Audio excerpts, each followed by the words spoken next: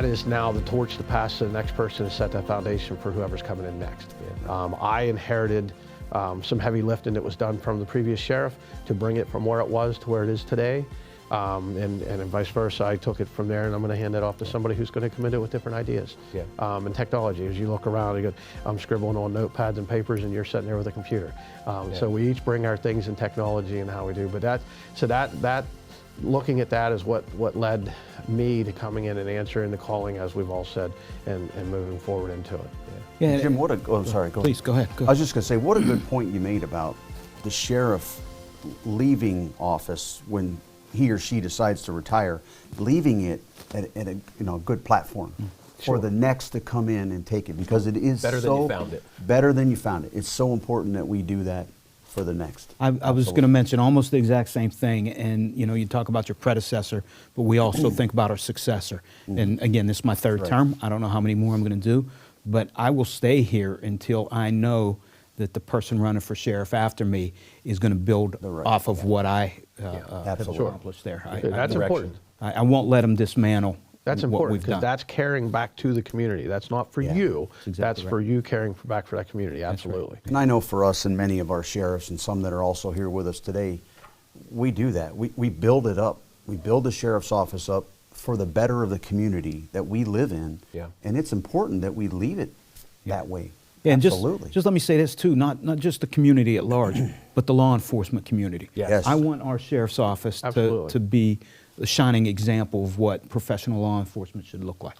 Sure, and I think we've seen that transition and change from sometimes not carrying that image as much as we could have or maybe should have.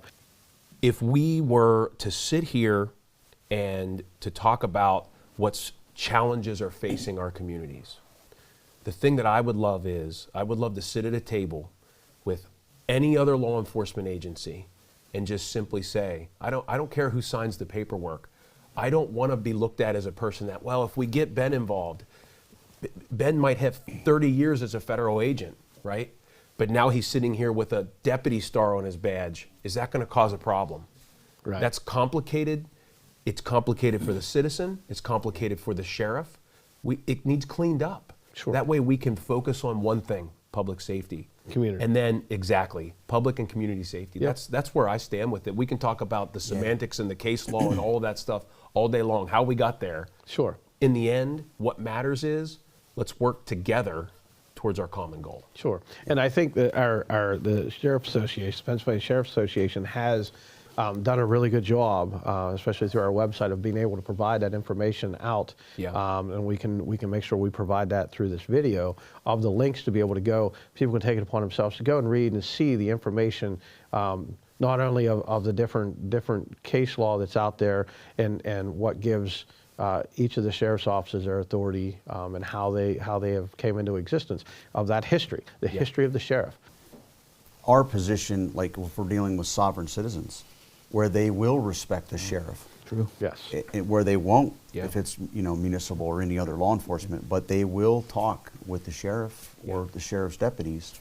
And the key with the judiciary, in Maryland last year, unfortunately, a common pleas, which is what would be our equivalent in Pennsylvania, judge was murdered. Yes. 20 minutes away from where I live in a different state.